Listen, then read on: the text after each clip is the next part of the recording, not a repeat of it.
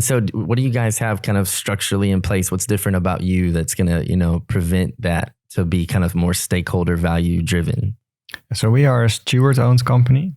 And that means that we, like the voting rights and the profit rights are separated. So in a normal company, when investors come in, they give you money, but they also want voting rights. That's, I think, where it goes wrong. So in our company, the voting rights will always remain with us, with the founders. So investors can make a profit, which is capped, but they can never have a say in our company. So that, I think, will... And that way we were able to always keep that mission at the core of the company. And I think we struck a good balance there between being a commercial company, but limiting these nasty side effects that I just talked about. Because people are also saying, oh, why don't you set up a non-profit organization? He even wrote that in his LinkedIn post in the first place. So it's still a running gag.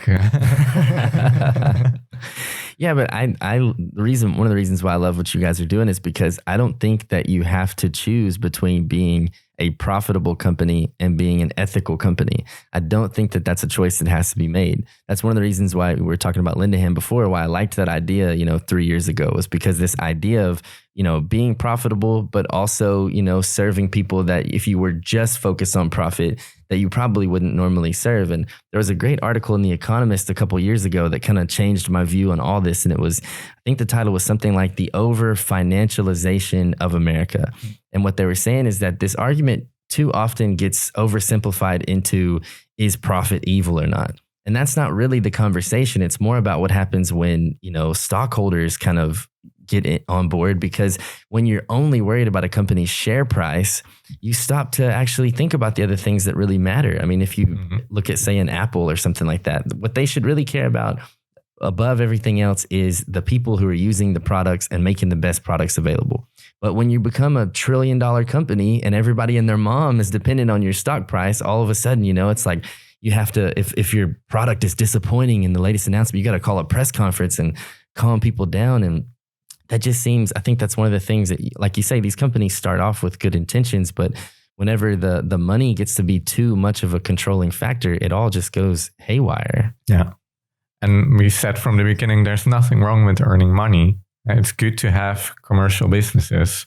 And also in the hotel sector, it's commercial everywhere. So no problem with that. And not being dependent on donations or subsidies. So. Exactly. But then if we prove to be successful, we can get some compensation. Our crowdfunders and our investors can get some compensation, but enough is enough. Right. I mean, if you say one guy is now buying a football club or whatever, you might raise an eyebrow and say, hey, maybe he has enough. Yeah.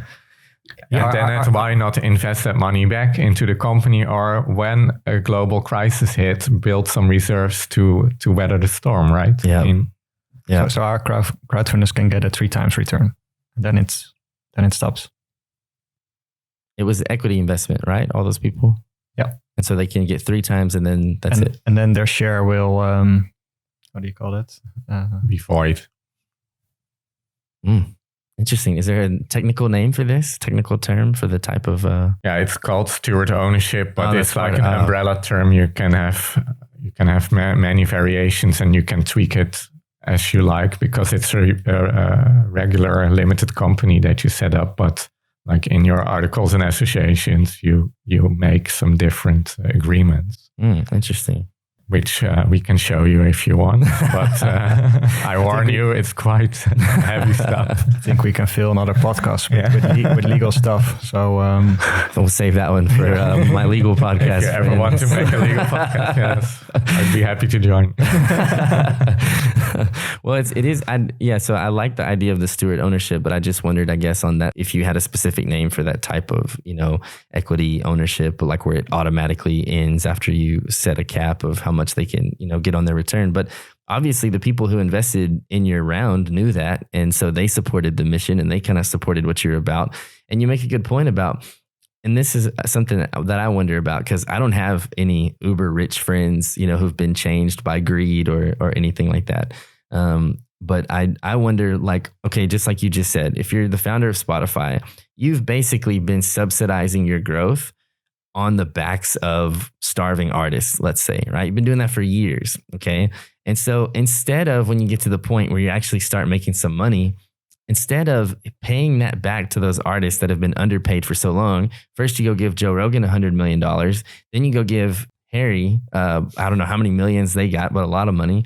And then now you're going to go buy a football team. What happens from that person in the beginning who thought, oh, I want to make this platform that will help artists, and do this and that? Like, what happens to that person when they get rich? And then it's like, all of a sudden it's all about me now, and yeah, I don't know. I'm not that rich, but I hope, I hope if I would ever be that I could stay true to the values that I have now. And so no, I don't know what happens, but you see it a lot. I look at Jeff Bezos. He bought a $500 million dollar yacht, right? Yeah. And I mean, there are a lot of people working at Amazon that can even make rent because the working poor is so yeah, I don't know.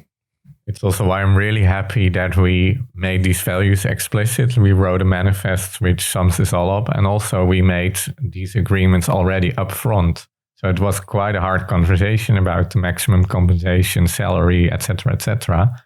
But we did that upfront and we signed it. And now it's clear for everyone. Is that available on your website somewhere or something where people can go Not see yet, it? but we will publish that so everyone can look into it. But warning, it's quite heavy, but we're happy to give a summary. But I mean, also for ourselves and our other founders, it's good to have this conversation up front. So you already know what you're getting into. And you know that enough is enough. And then you're doing it just for the company and the other stakeholders that will still be there. But it's genius to do it now and rather than wait until later, because I heard a divorce lawyer say that like 10 years ago. He was like, you should always negotiate the divorce when you're getting married. When you still love each other, that's when you should do all that stuff. Great example. Because if you try to do it when you hate each other, it's going to end badly. And so everybody in the beginning is like, no, yeah, we can do half. We can do this and that. And then once they cheat on you and then you're getting the divorce, it's like, no halves anymore.